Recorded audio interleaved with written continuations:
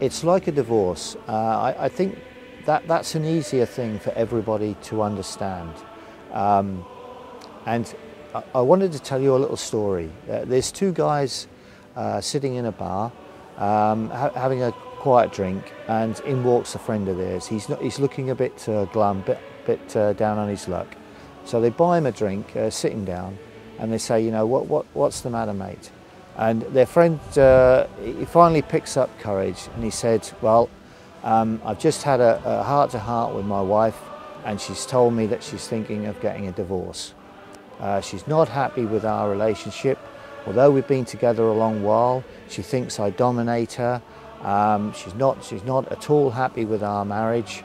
And what she said to me is that she's going to go away, she's going to ask her friends and her family, and she's going to come back in a few weeks' time and tell me whether she wants to get a divorce or not.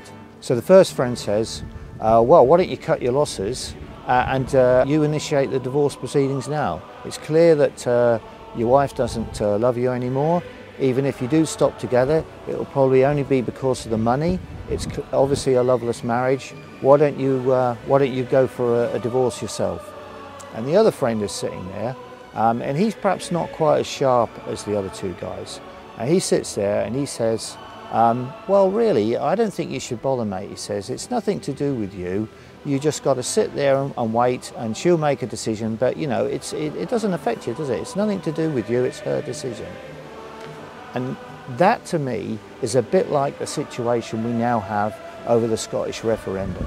The people of England are sitting there waiting to find out whether the people of Scotland wish to divorce them, and the political parties, all the main political parties, are telling the people of England that it's nothing to do with them, that they've just got to sit there and wait until the people of Scotland tell them what to do.